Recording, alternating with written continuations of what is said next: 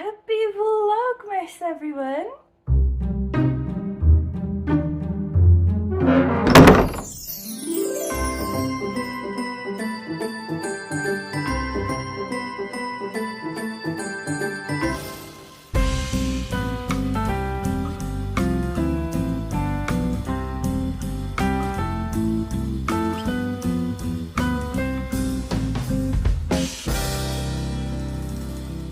Okay, we've had a request to discuss the Mari Llwyd, which is a very weird Welsh Christmas / New Year tradition. So I've been boning up on it, making sure I know, what I'm on about when I say about it. Been doing some research, been asking around, okay? And it sort of made me feel like we should do other facts, fun facts, things I've come across in my research or in my life experience. Because I am very wise. Did you know that you have taste buds in your butt? Okay, so, like the taste buds are on your tongue. Same exact thing in your butt. And I've known this for quite a while, but I've found that a lot of people don't know this. So, like, when you eat spicy food, okay, so your tongue registers the spiciness, but also, later on, your bumhole recognizes the spiciness. And I have a really unbalanced sensitivity to like chili and spiciness between my mouth hole and my bum hole. So like my mouth hole can take loads of intense spiciness, like fucking 7, 8, like sometimes 9, like on a 10 scale for a curry. Do you know what I mean?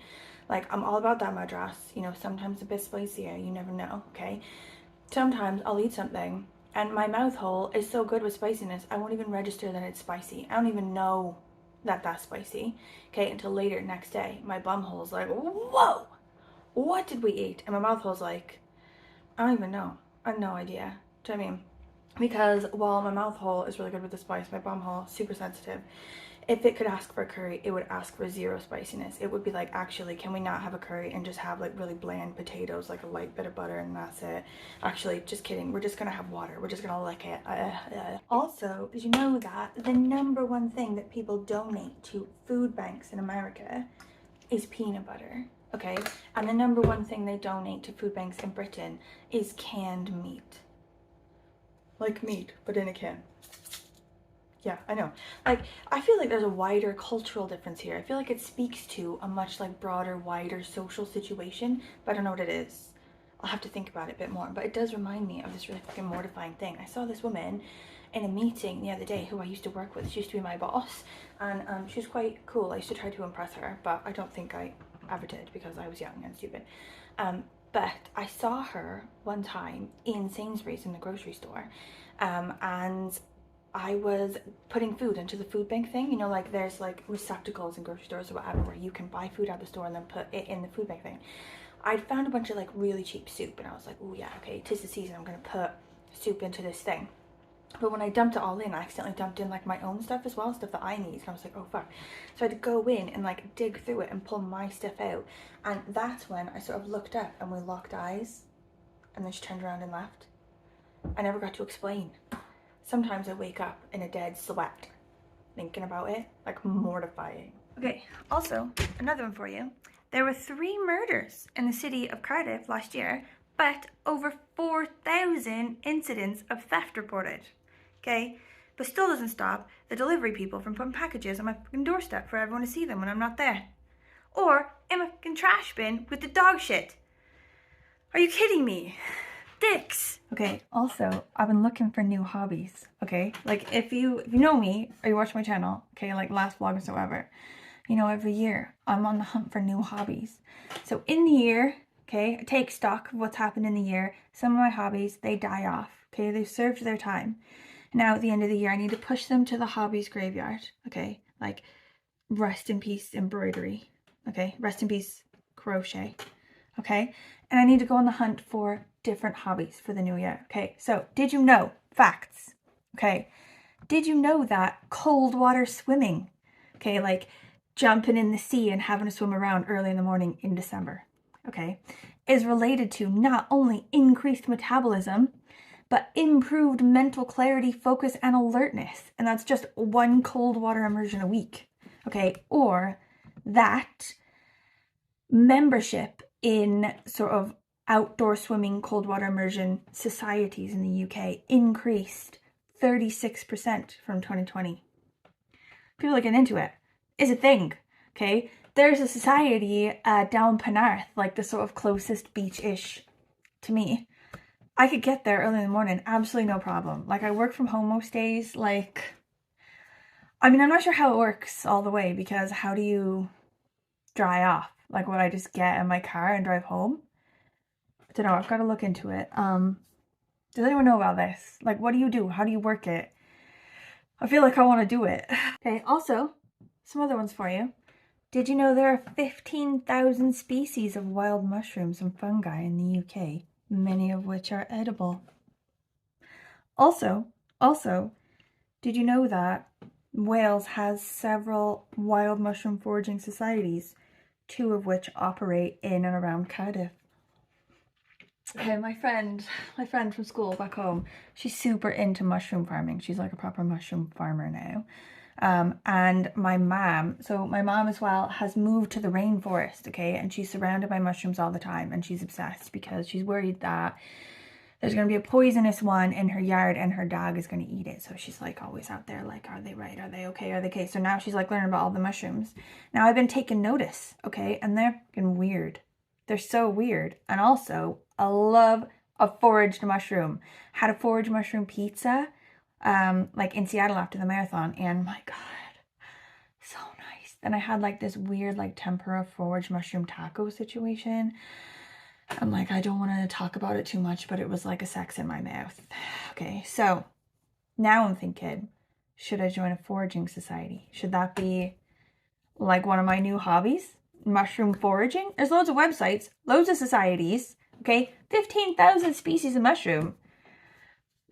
Like, do you think that this is going to be an awful idea and I shouldn't do it because I'm going to end up eating a mushroom that looks like it's an okay mushroom but actually will kill me and my family? Like, be honest. Okay, so the Mari Llwyd. So, okay, getting to the point.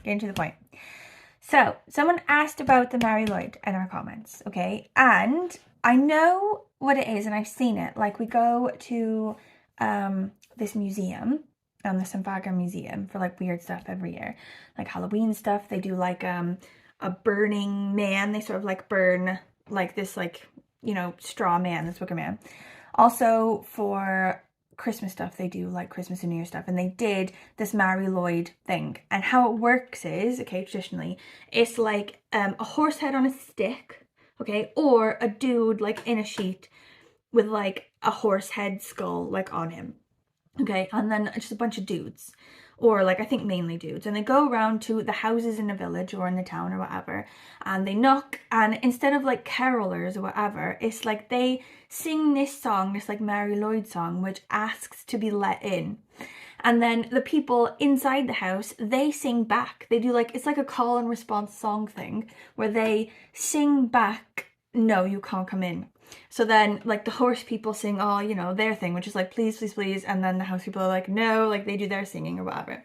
Eventually, the idea is that the house people eventually relent and everyone goes into the house and they all get drunk for a bit. And then the horse people continue on to the next house like that.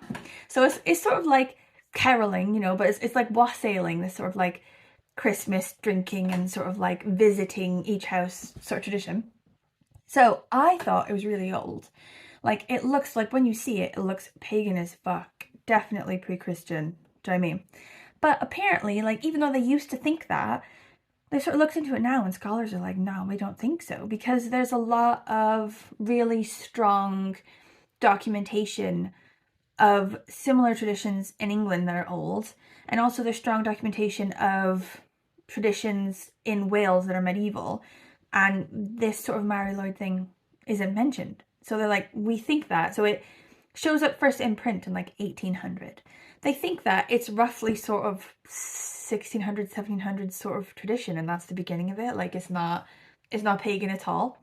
But it sort of died a little bit apparently in the 20th century. It started to sort of lose its grip because like the church was like really weirded out by it. They're like, guys, this is surely like satanic. Like, we can't do this anymore. Like, you know, stop this ritual of horribleness. But now it's sort of like gaining ground again. It's sort of building itself back up. I think because people are like, oh, it's a brilliant tradition. Like, why did we let this die? It's fucking awesome. Also, the song is so spooky and like gorgeous and weird. Like, it's really eerie and like, I don't know, sort of Halloweeny, except that it's just like a, I don't know, like a moody gothic Christmas. Like that's the feeling you get from it, like that kind of vibe.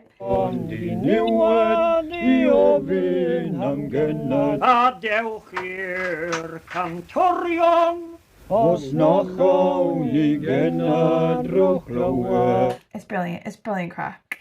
But they thought, so this like Mari Llwyd, like the name of it, they thought originally that it might be related to Mary, you know, like Holy Mary, Mother of God.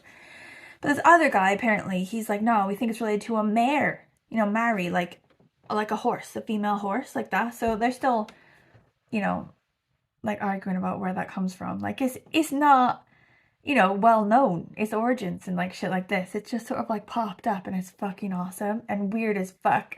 Like, I bought this thing, this woman who does like a craft market in Canton, sort of like down the road from me. I go in there sometimes and get weird crap off her because she's brilliant. She made this kit where you can make a Mari Llwyd pin with like little like bits of fabric that sort of come off it, and like it's like a scrap Mari Llwyd and it's just like a pin and it hangs on you. That was brilliant. I might try to get another one of those from her, but it's just a really banging Welsh tradition. I feel like loads of Welsh traditions are. Like, why does Wales have so many fucking cool, weird shit like this? Honestly. Okay, another one for you. Did you know that Cardiff is the UK's rainiest city, with an average of 12.4 rainy days per month? So the likelihood that on a day when you've arranged to go for festive mulled wines in town, it's going to be pissing down is really quite high. So why do we do it? Why? It's a good fucking question. Well, at least the Christmas market's cleaned out. Everyone's at home in their gym jams like smart people. Yeah, just like so many. Okay, that's the end. End of vlog. If you've gotten this far, thank you for watching. Thank you. Oh my god, don't look at my mouth. It's like all red from the mulled wine. I look like a wino. It's embarrassing. But if you have any questions, comments, concerns, anything for me, please let me know. Any fun facts, any hobbies you think I should start in the new year? I'm always on the hunt. And any thoughts about the Mari Llwyd? Any weird sort of traditions like that where you are? Because I would love to look into that and follow that Wikipedia hole right down to the ground. Okay, I know I have loads of advent calendar books to update you on. There's 3 at the minute, and then tomorrow's one will be 4. So I'll catch you up 4 books tomorrow, I promise. Even some of them are good. Okay, see you tomorrow.